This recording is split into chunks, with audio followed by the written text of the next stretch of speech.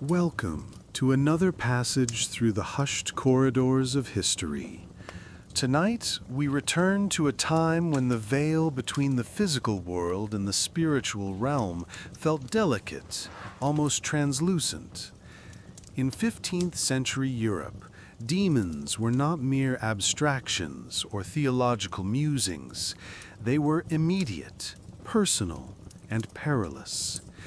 Shadows could harbor menace. A sudden illness might be the work of a restless spirit. Entire communities lived under the weight of unseen forces, building intricate rituals and protections to ward off what they could not explain but deeply feared. Spirits that could steal souls, unmake minds, or curse a harvest. Yet alongside that fear, life flowed gently, tethered to the rhythm of the sun, the turning of seasons, and the quiet trust in tradition. This was a world without written instructions. Wisdom passed softly, from hand to hand, across firelight and whispered stories. There's no rush here, no noise, just the slow beat of memory, care, and craft. Let the gentle narration and calming visuals wrap around you like a warm blanket as we explore a time when meaning was woven slowly, in patient hands, in quiet work, in the kind of stories made for sleepy minds. So dim the lights, let go of the day, and drift with us into a tale told in the language of silence and flickering flame. The year 1400 marked the beginning of a century that would be defined by both remarkable human achievement and profound spiritual anxiety. As the medieval period gradually gave way to what we now call the early Renaissance, people found themselves caught between old traditions and new ideas, between ancient wisdom and emerging knowledge. Yet through it all, the fear of demonic interference remained constant, a thread that wove through every aspect of daily existence, from the grand cathedrals to the humblest peasant cottages. In this time, before scientific understanding of mental illness, before germ theory, before rational explanations for natural phenomena, people attributed many of life's misfortunes to the malicious work of demons. A sudden fever, a failed harvest, a child born with deformities, unexplained accidents, fits of madness, or even simple bad luck could all be seen as evidence of demonic interference. The response to such threats was not passive resignation, but active resistance through a complex web of religious practices, folk traditions, and community rituals that had evolved over centuries. The people of the 1400s understood demons not as vague supernatural entities, but as organized and hierarchical beings with specific powers, weaknesses, and territories.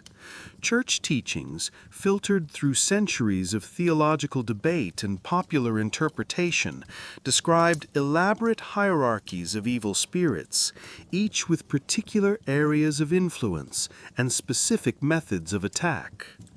There were demons of lust and demons of pride, demons that caused nightmares and demons that brought disease, demons that could possess individuals and demons that could corrupt entire communities. This detailed understanding of demonic forces led naturally to equally detailed systems of defense and counterattack. The Catholic Church provided the foundational framework for understanding and combating demonic influence. Church doctrine taught that demons were fallen angels who had rebelled against God and been cast out of heaven, condemned to wander the earth seeking to corrupt human souls and disrupt divine order. This theological foundation was not merely academic, but intensely practical. informing every aspect of how people understood their relationship with the supernatural world. The Church offered not just explanation, but also solution, providing a vast arsenal of spiritual weapons for those who found themselves under demonic attack. Prayer formed the most basic and universal defense against demonic influence. Not simply the casual prayers of modern times, but structured, formal prayers that were understood to have specific protective powers. The Lord's Prayer, the Ave Maria, and the Creed were recited with the understanding that these sacred words carried genuine power to repel evil spirits. People would begin each day with protective prayers, offer prayers before meals and before sleep, and turn to prayer at the first sign of any unusual or troubling occurrence. These prayers were not merely requests for divine assistance, but were believed to create actual barriers of sacred energy that demons could not cross. The sign of the cross represented perhaps the most immediate and accessible protection against demonic attack. Made with deliberate precision and accompanied by the invocation of the Trinity, this simple gesture was understood to carry the full power of Christ's sacrifice and resurrection. People made the sign of the cross upon waking, before eating, when passing churches or shrines, upon hearing unexpected noises, when encountering strangers, and in countless other situations throughout each day. The gesture became so automatic and frequent that it required no conscious thought, creating a constant field of protection around those who practiced it faithfully. Holy water served as another fundamental tool in the fight against demonic forces. Blessed by priests during special ceremonies, this water was believed to carry divine power that could cleanse spaces, objects, and people of evil influence. Households maintained small fonts of holy water near their doors, and family members would sprinkle themselves with these blessed drops before leaving home or upon returning from potentially dangerous journeys. Fields and livestock were regularly blessed with holy water, particularly during planting and harvest seasons, when communities felt most vulnerable to supernatural interference. The sick were anointed with holy water, houses were purified with it after deaths or strange occurrences, and even everyday objects were blessed to prevent them from becoming conduits for demonic influence. The use of blessed objects extended far beyond holy water to encompass a wide range of protective items. Crucifixes were hung in homes, carried on journeys, and worn around necks, not merely as symbols of faith, but as active deterrents to demonic presence. These crosses were often made from specific materials believed to enhance their protective power, such as silver, which was thought to be particularly effective against evil spirits, or wood from trees that had been blessed or had grown in sacred locations. Medals bearing the images of saints, particularly Saint Benedict, who was renowned for his power over demons, were worn as a constant protection, and these small metal discs were believed to create invisible shields around their wearers. Religious relics played a crucial role in medieval communities' defensive strategies against demonic attack. These physical remains of saints or objects that had been touched by holy figures were considered to possess concentrated spiritual power capable of overwhelming even the strongest demonic forces. A finger bone of a martyred saint, a piece of cloth that had touched a sacred statue, or water that had been blessed at a particularly holy site could serve as a spiritual fortress for an entire community. Villages would pool their resources to acquire such relics, understanding that the spiritual protection they provided was worth far more than their considerable monetary cost. Exorcism represented the most dramatic and direct form of demonic combat practiced in the 15th century. When prayers, holy water, and blessed objects proved insufficient to drive away persistent demonic influence, communities turned to formal exorcism rituals conducted by specially trained priests. These ceremonies were elaborate affairs that could last for hours or even days, involving complex prayers, the reading of specific scripture passages, the use of multiple blessed objects, and the calling upon of particular saints known for their power over demons. The process was understood to be genuinely dangerous for all involved, as demons were believed to fight back viciously when cornered, potentially attacking not only the possessed person, but also the exorcist and any witnesses present. The training of exorcist priests was a serious matter that required years of preparation and spiritual discipline. These men were expected to maintain lives of exceptional purity and devotion, as any weakness in their spiritual armor could provide an opening for demonic counterattack. They studied not only the theological aspects of demonic influence, but also the practical techniques of spiritual combat, learning the specific prayers and rituals that had been developed over centuries of church experience. They were taught to recognize the signs of genuine possession as distinct from natural illnesses or psychological conditions, though the criteria for making such distinctions were quite different from modern medical understanding. Fasting served as another important weapon in the spiritual arsenal against demonic forces. Based on Christ's own teaching that certain types of demons could only be driven out through prayer and fasting, people undertook deliberate periods of hunger as a form of spiritual purification and strengthening. These fasts were not simply matters of skipping meals, but were understood as genuine sacrifices that demonstrated dedication to God and created spiritual conditions unfavorable to demonic presence. Communities might undertake collective fasts during times of particular crisis, believing that their combined spiritual effort could drive away whatever malevolent forces were troubling them. The practice of pilgrimage provided both protection from demons and a means of seeking divine assistance against supernatural threats. Journeys to sacred sites, such as Canterbury, Santiago de Compostela, or Rome, were understood to place travelers under special divine protection, creating a kind of spiritual immunity that could last long after the pilgrimage had been completed. People often undertook these difficult and expensive journeys specifically to seek divine help against persistent demonic harassment, believing that the combination of physical hardship, spiritual devotion, and proximity to sacred relics could break even the strongest demonic holds. Saints played a crucial role in the medieval understanding of demonic combat, serving as powerful allies and intercessors in humanity's struggle against evil forces.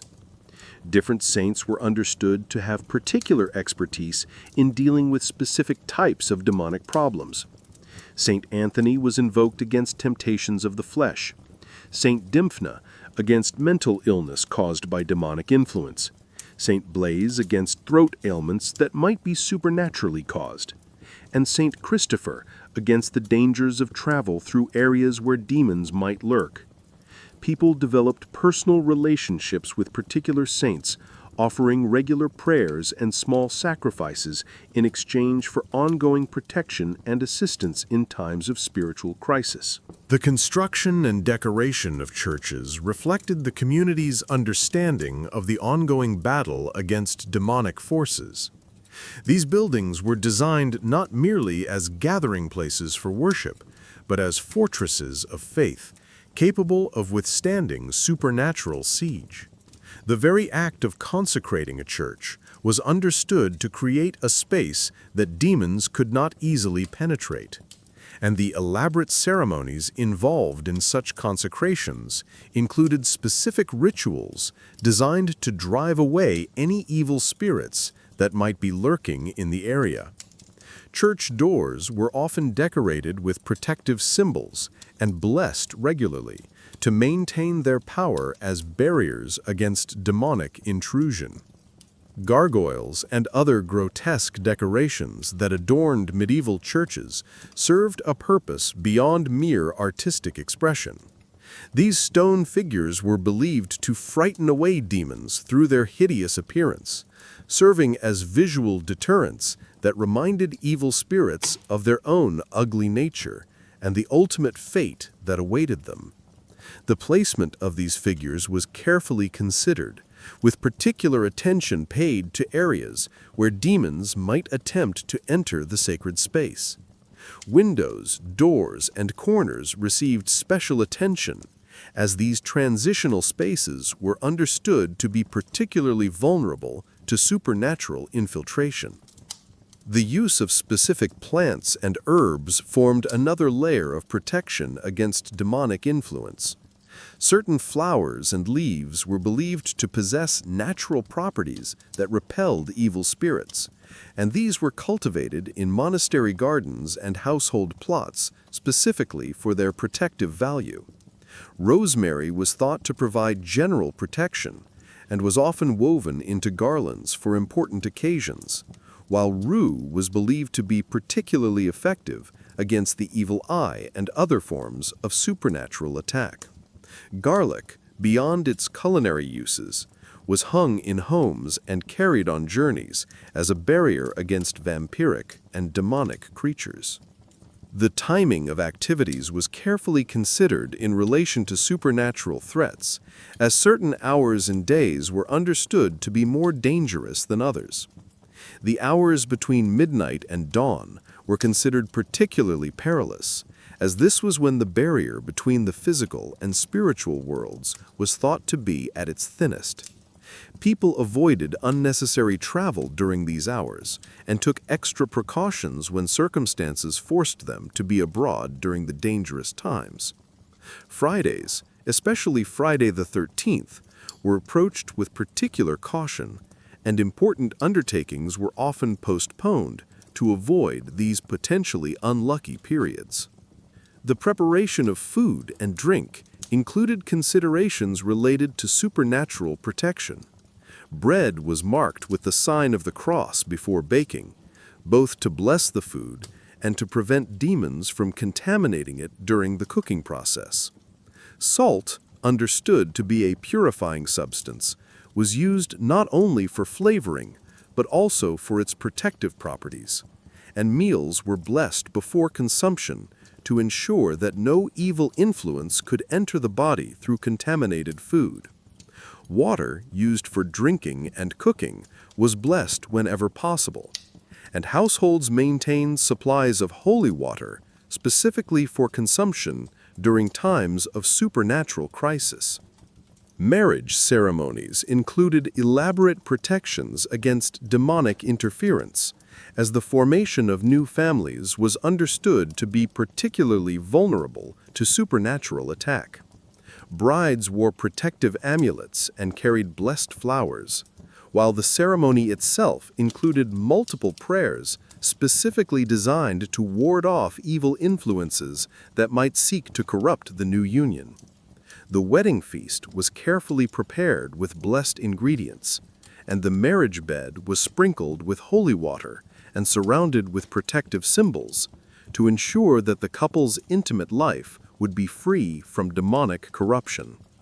Childbirth represented one of the most dangerous times for supernatural attack, as both mother and child were understood to be in a especially vulnerable state during labor and the immediate postpartum period.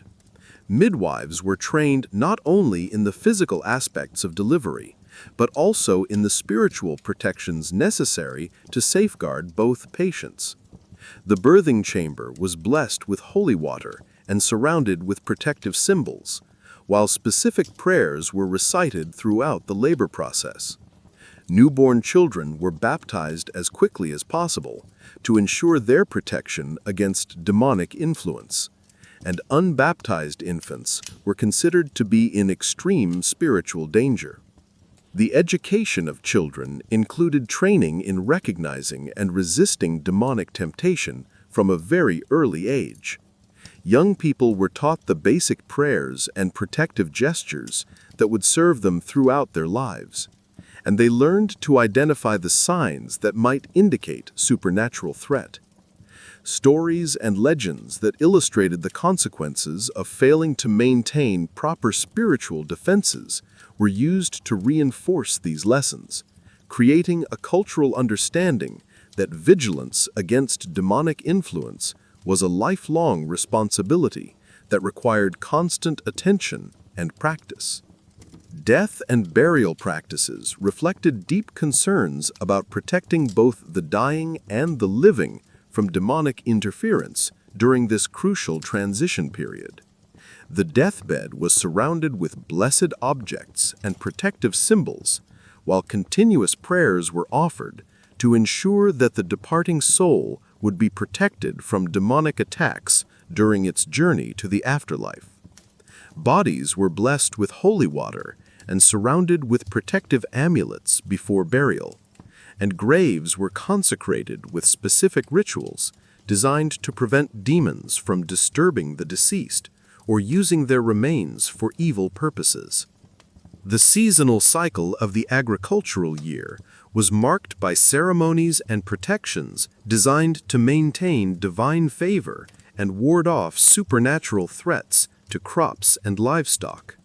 Spring planting was accompanied by blessings of the fields and seeds, while harvest festivals included thanksgiving prayers that acknowledged divine protection throughout the growing season. Animals were blessed regularly to protect them from disease and supernatural attack, and stables and barnyards were sprinkled with holy water to maintain their purity. The success or failure of crops was often attributed to the effectiveness of these spiritual protections rather than to purely natural causes.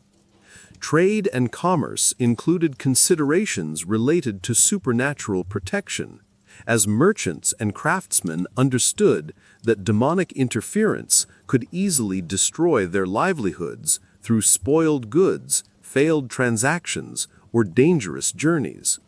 Shops and workshops were blessed regularly, and business dealings often began with prayers for divine favor and protection against supernatural interference. Contracts and agreements were signed in the presence of blessed objects, and important business journeys were undertaken only after elaborate spiritual preparations designed to ensure safe passage through potentially dangerous territory. Legal proceedings incorporated spiritual elements designed to ensure that justice would prevail over any demonic attempts to corrupt the process. Courtrooms were blessed before important trials, and judges and juries were expected to maintain spiritual purity that would allow them to discern truth from falsehood despite any supernatural interference. Oaths were sworn on blessed objects, understanding that the sacred power of these items would bind speakers to honesty and protect against demonic deception. Punishments for crimes often included spiritual elements designed to drive out any demonic influence that might have motivated the criminal behavior. The treatment of mental illness was understood primarily in terms of demonic possession or influence, leading to therapeutic approaches that combined physical remedies with extensive spiritual interventions. Patients exhibiting unusual behavior were first examined for signs of supernatural attack before other causes were considered, and treatment typically included elaborate exorcism rituals, intensive prayer, fasting, and exposure to blessed objects and holy relics. While these methods may seem primitive by modern standards, they represented genuine attempts to address suffering through the conceptual framework available to medieval practitioners. Military conflicts were understood to have supernatural as well as physical dimensions, with victory or defeat often attributed to the relative spiritual strength of the opposing forces. Armies carried blessed banners and relics into battle, understanding that these sacred objects would provide protection against both earthly weapons and demonic interference. Soldiers wore protective amulets and received blessings before combat, while chaplains accompanied military forces to provide ongoing spiritual support and to conduct the rituals necessary to maintain divine favor throughout the campaign. The practice of medicine incorporated extensive spiritual elements based on the understanding that many diseases were caused or complicated by demonic influence. Physicians were expected to be men of spiritual as well as physical learning, capable of diagnosing supernatural as well as natural causes of illness. Treatment often included blessed remedies, prayer, and exposure to holy relics alongside more conventional medical interventions. The success or failure of medical treatment was frequently attributed to the spiritual state of both patient and physician, rather than to purely physical factors. Scholarly learning and the pursuit of knowledge were approached with careful attention to spiritual protection, as intellectual activity was understood to be particularly vulnerable to demonic corruption. Students and teachers began their work with prayers for divine guidance and protection against the pride and curiosity that demons might exploit to lead scholars away from truth. Libraries and schools were blessed regularly to maintain their purity, while certain types of knowledge, particularly those related to magic or astrology, were approached with extreme caution due to their potential for attracting supernatural attention. Artistic creation was similarly understood to require spiritual protection, as the act of creating beauty was seen as participating in divine creativity, but also as potentially attracting demonic interference. Artists, musicians, and writers often began their work with prayers for inspiration and protection, understanding that their creative abilities were gifts from God that needed to be safeguarded against corruption. Works of art frequently incorporated protective symbols and religious themes, not only for their aesthetic value, but also for their power to ward off evil influences that might seek to corrupt the creative process. The construction of buildings, from grand cathedrals to simple homes, included spiritual elements designed to ensure that these structures would provide adequate protection against supernatural threats. Foundation stones were blessed before construction began, while the construction process itself was accompanied by prayers and rituals designed to maintain divine favor throughout the work. Completed buildings were consecrated with elaborate ceremonies that established their spiritual defenses and created barriers against demonic intrusion that would last for as long as the structures remained standing. Weather patterns were closely monitored for signs of supernatural interference, as unusual storms, droughts, or other meteorological events were often attributed to demonic activity rather than natural causes. Communities responded to threatening weather with intensive prayer and ritual activity designed to drive away whatever evil forces might be responsible for the disturbance. The successful prediction or control of weather through spiritual means was considered evidence of exceptional holiness, while the failure of crops or livestock due to bad weather was often blamed on insufficient spiritual protection rather than natural factors. The interpretation of dreams and omens formed an important part of the early warning system against demonic attack, as these phenomena were understood to provide glimpses into the spiritual realm that might reveal developing threats. People paid attention to their nightly visions, consulting with religious authorities when dreams seemed to carry supernatural significance. Unusual animal behavior, the appearance of strange lights or sounds, and other anomalous phenomena were similarly interpreted as potential signs of demonic presence that required immediate spiritual response.